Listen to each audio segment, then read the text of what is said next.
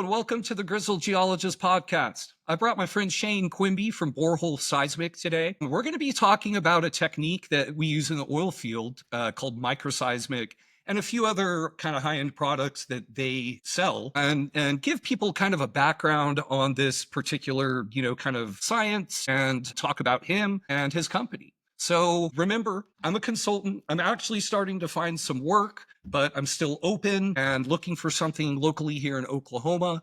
Make sure that you come and visit the podcast on YouTube at the Grizzled Geologist podcast. Make sure you hit the subscribe button, give me a like, and hit the notification bell so you'll be notified when the new shows come out. So welcome to the show, Shane. How are you doing, man? Not too bad. About yourself? I'm doing all right. Had a kind of busy day. I did a little bit of filming this morning outside. I'm kind of expanding this into new territory. So it's been pretty good. Yeah, I'm in a good mood because it didn't rain today finally in Houston. I think it's rained about, it seems like 20 out of the last 30 days, but I'm not going to swear to that. It's been a wet summer here for sure. It just missed us downtown, like just by a hair. And it actually made it palatable to be able to get a couple shots outside. When I was driving home, it poured, man. It was pouring. Anyhow, well, Shane, why don't you give our guests a little background on yourself? Like you said, my name is Shane Quimby. I work at Borehole Seismic. I hope I can say that I'm a little older than I look, but I've been in, next January, it'll be 30 years in the industry for me. And I started processing like land seismic data with Western Geophysical, which no longer exists. Big surprise.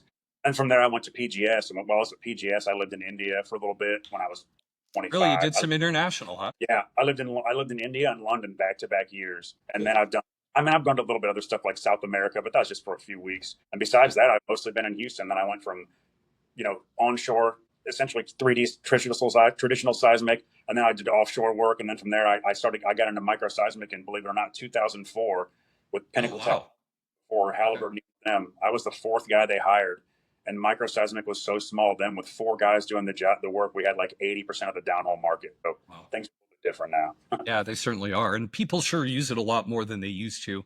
Yeah. It went from nothing and it was everywhere. And then people kind of got smarter about it. I think they use it, but the overall volume is probably about the same as it has been at now. It's the highest, but it's used, I think, smarter now than it used to be. It's not so much of a shotgun approach. Well, and people, I remember when it was rolling out, I've done it a couple times. I did it back at White Star also. And kind of when you go into new areas and you want to start talking about spacing, that's, you're going to really need to do it at least once. And when you've got other people in the area, that's kind of how it precipitates, getting a bunch of jobs. And, maybe if you've got one in, the Woodford and one in the Mississippi and you need two different. So, well, we've certainly used it. In fact, and that's kind of one of the ways that we know each other.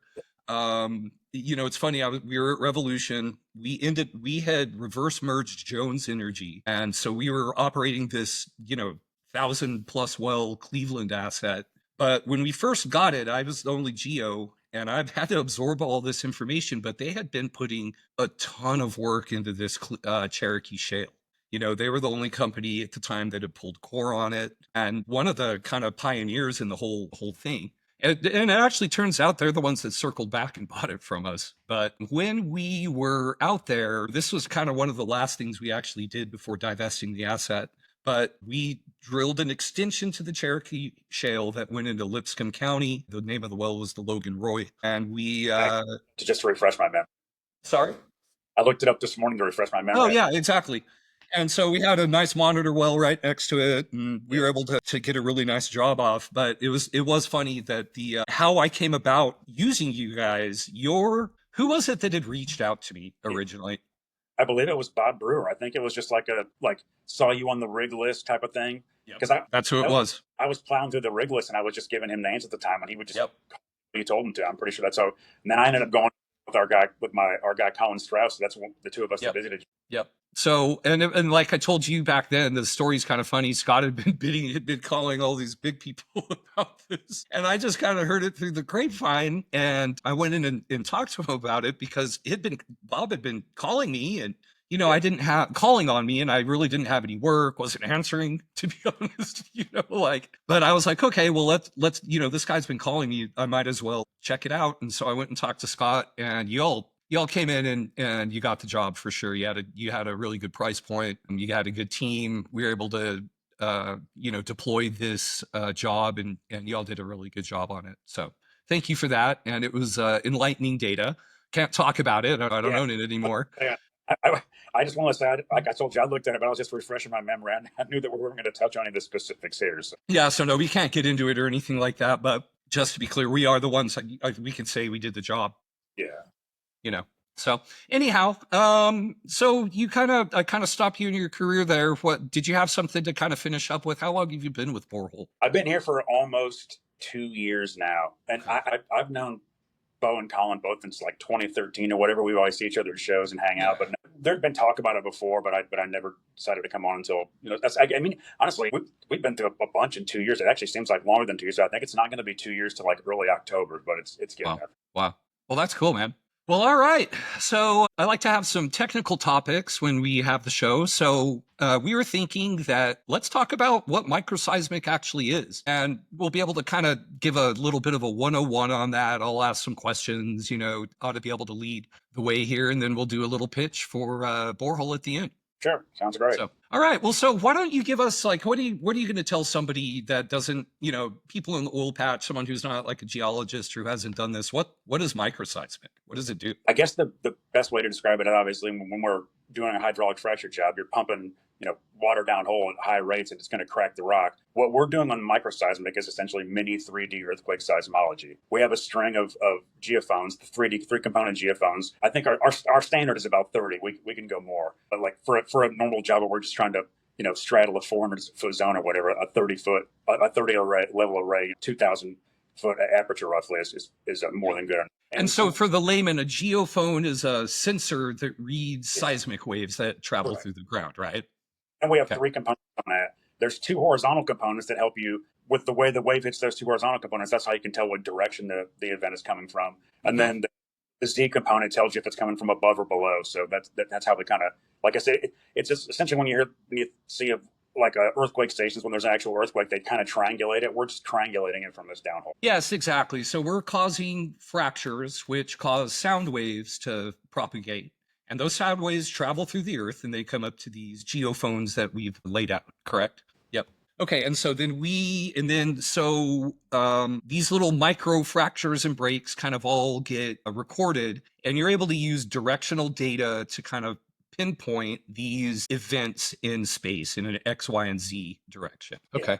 And then, so what else do you have to have out there that goes along with this type of job? You've got geophones, and then what do you have to have any places to put other types of receivers? Yeah, we'll deploy our wire line in. I mean, if we have like a mid-lateral existing vertical, that would be great. But to be honest, with as much large pad drilling as there is these days, a lot of the jobs we do end up going in us using the heel of one of the wells that will be fracked later on in the treatment and monitoring as many stages as we can at the heel. So, I mean, obviously, if we have like a centrally located vertical well, like I said, we'll use that. That's our default. But a lot of these newer areas, like if it's a frontier area, there's not going to be any 8-year-old wells that are on low production that they can plug there. So we have to use one. Right. Yeah. Well, and that does make sense. You've got a well. It's actually ideal. You've got a well with a cemented liner, right, and no other real noise, production old perfs or anything like that. It's just kind of set in there, and that's probably ideal, honestly. Yeah. So if it's a well except it's not in the middle of the well. Correct. If it's a well that was producing before, we have to set a plug just above the deepest perfs, and then we go. Now, what if you've got a location to the north? Have you ever had that or north? You know what I'm saying? Have you ever had it where you've got one in the heel, and then you've got another set of wells that may be ducked, but that are to the north, and you'll run one up? Okay. We did a job like that where that was the way. That's where we could essentially monitor the heel of both of the pads because they were so close together. Okay. And how did the resolution and the ability to work with that turn out? I mean, honestly, it doesn't. The distance is all that matters, right? I mean, it's tough to give a blanket distance. I'll just say the Permian is great for microseismic. Like, we do not hesitate to say that we can see events 3,500 to 4,000 feet away in the Permian. Really? In some other areas, like if it's a little more ductile, more clay content, that might be knocked down to 2,500. But I mean, the Permian in general is all. I mean, all the Wolfcamp are spectacular from microseismic. They're like textbook level stuff. Really, if you could fill like the Microseismic 101 book with screenshots of events from the Wolfcamp. Really, just like perfect, and it all works out, and that's really cool. The stuff I've seen, I guess that. I mean, when we first started doing microseismic, the Barnett was like that too. Okay, much different jobs back then. 3,000 foot left, 4 stages instead of 50 stages on a 7,500, on a 2,000, on a 2 mile laterals. Totally. Yeah, exactly. So you were saying that the Permian's good. Like, how's Oklahoma in general? Is it we a little bit tougher up here? The Woodford is quite good too. I mean, Okay. it's weird. Like if you wanted to let me look at the lithology, I'd be like, I mean, obviously that we're doing this fracking in shales, but essentially the more silica it has. I mean, you Better. want the total organic content to go after it, but the high silica makes it brittle. I mean, the joke I always make is we want peanut brittle, not peanut butter. Yeah, totally. So I would assume if you get into some of more of the unconventional stuff like a Mississippian even, or maybe some of these other like low perm but high oil saturation plays, you could get more muted effects because of the clay content. A little more, yeah. Okay. Very interesting. And how about carbonates, like carbonates versus, silica rich lithologies? What kind of differences do you see there? Carbonates tend to. I'll just say this: if you have to sit above the formation and you get it, and there's the carbonates there, they do kind of absorb some of the energy going. But as Okay. going, but as long as you get to straddle the formation or get close to straddling, like be into it or to the top of it or whatever, it Sure.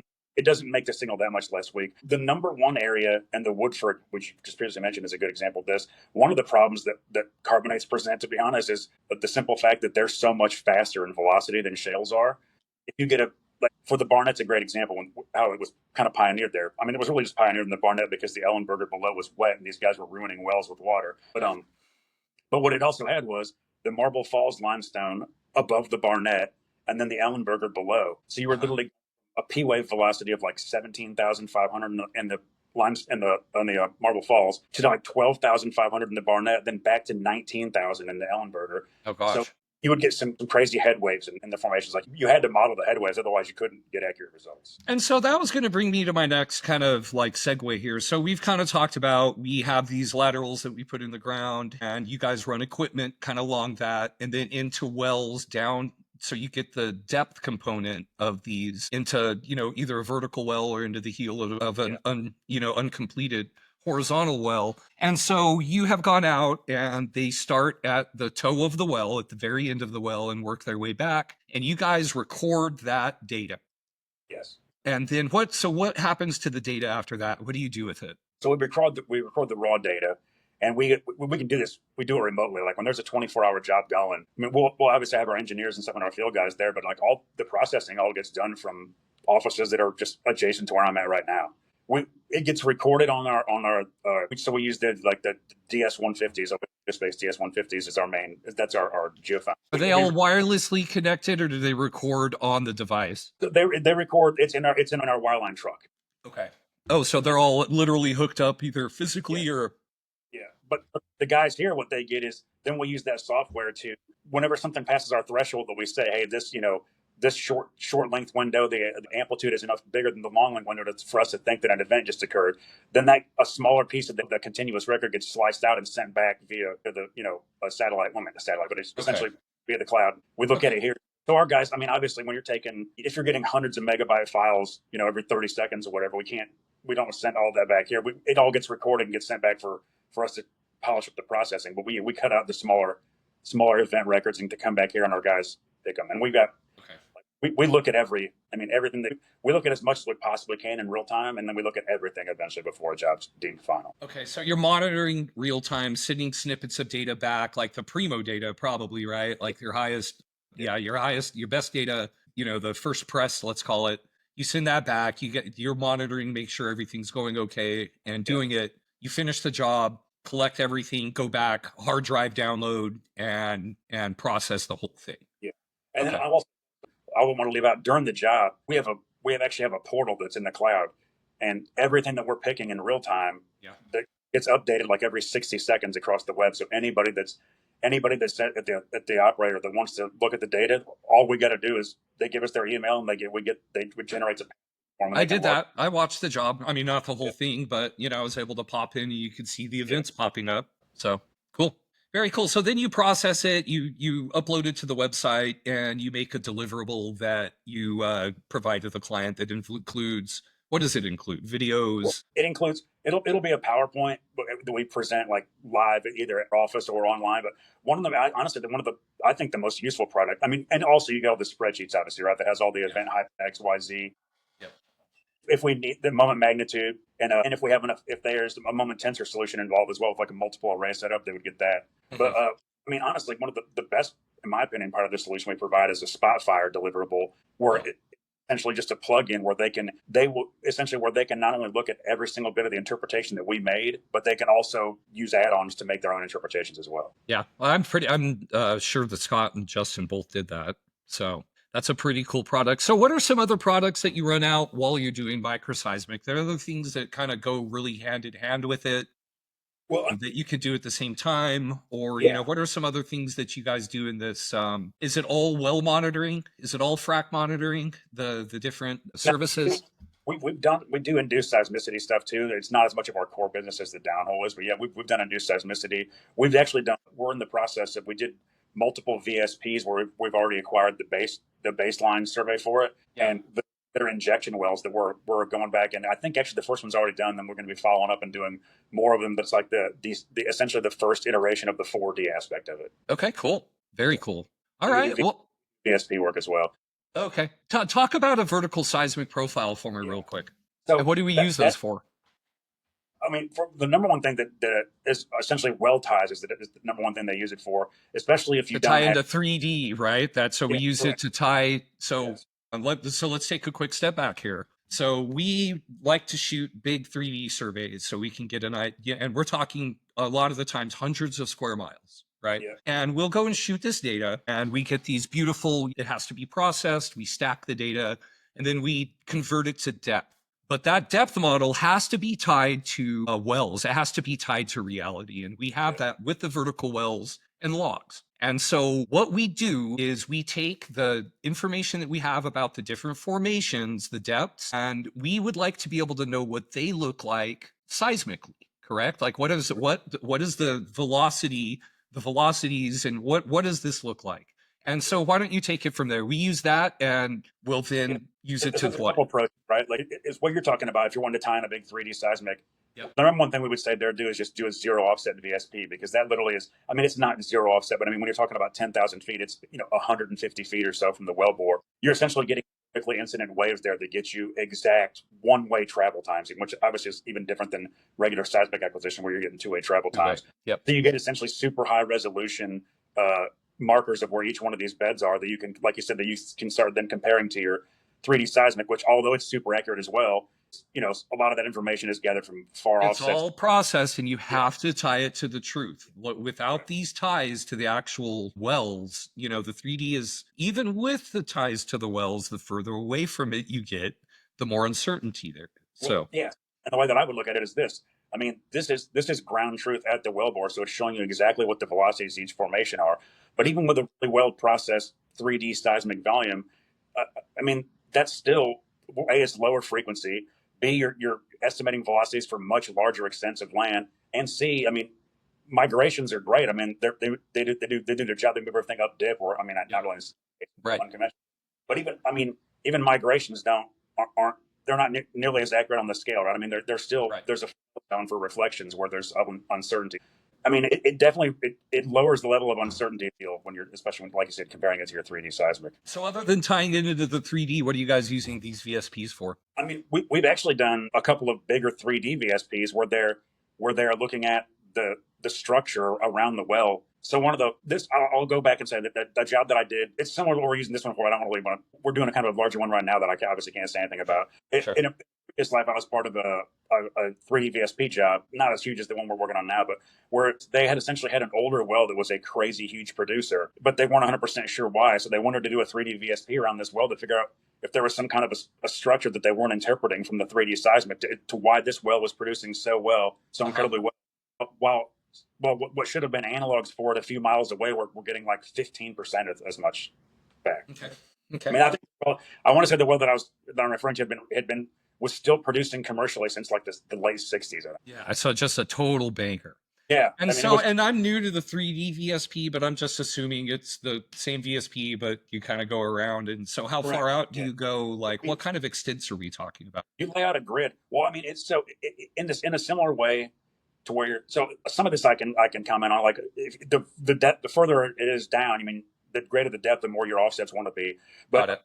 a lot of how we decide how far we're going to go out is also based on what the geology there is and the rate paths we're going to get based on the individual layers. So lots and lots of modeling goes into, and that's Okay. all. That's a And so pre-job. you get a, so what do you get here? You get a high resolution, super high resolution structural picture. You take it back, you stack it, depth convert it, and you've got a like super high resolution 3D.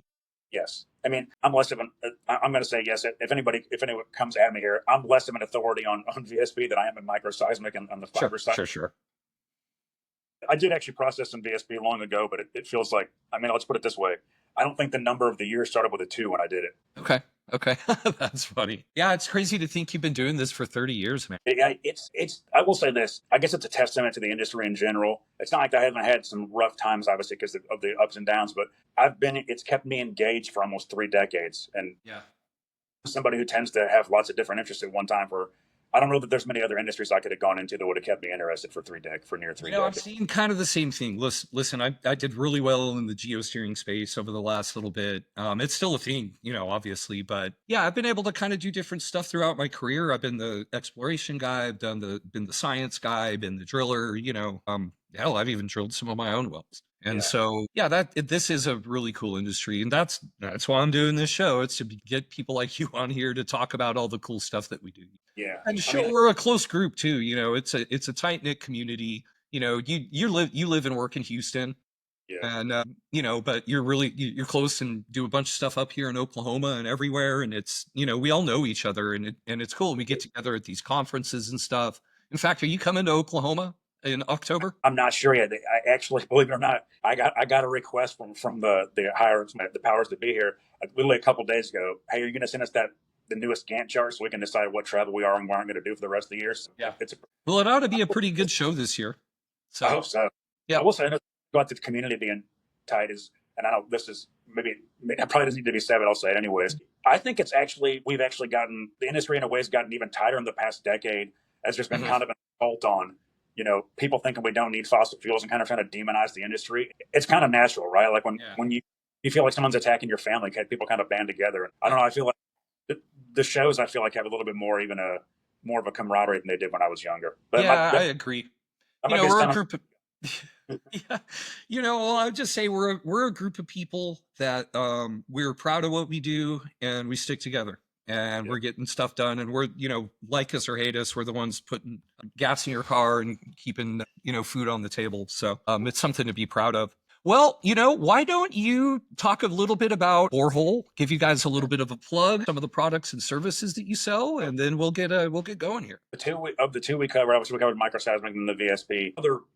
Right alongside of Microseismic, our DAS fiber, where essentially we do pump down fiber optic, where you can essentially measure stress strain is the strain that's being released when you're fracking from well to well. I mean, everything's from it'll show it has a certain characteristic for a direct frac hit. It has another one for approaching fracture, where you can kind of get an idea of the size of the approaching fracture. And I mean, that I will say that's probably, so they started, this was before I got here, but Borehole started doing that in 2019. And even about 2 years ago, I would say it was probably 25% of the total revenue for the company. It's either even with Microseismic or maybe barely ahead now. Oh my gosh. So a lot of people are doing it, huh? Yes. Yeah.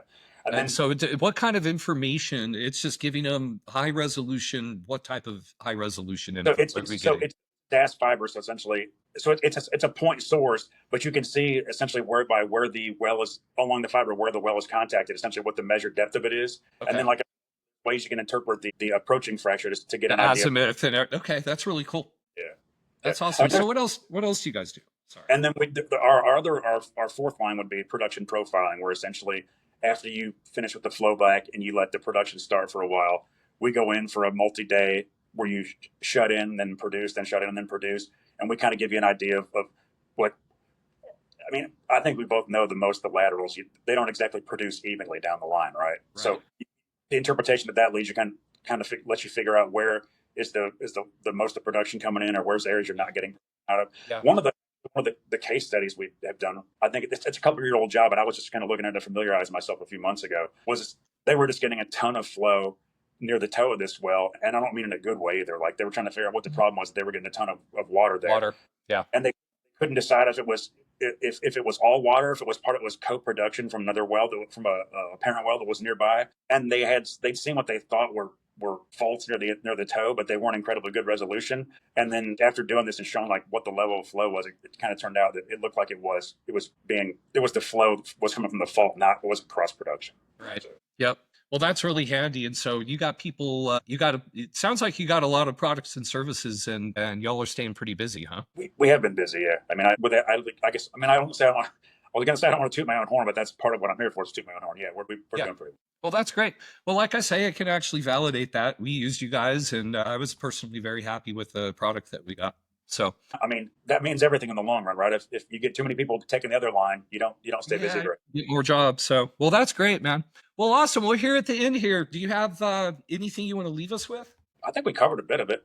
I mean, I got my inspirational, we're all in this together, we're all in this for talking. Yeah, well, there you go. You did your job.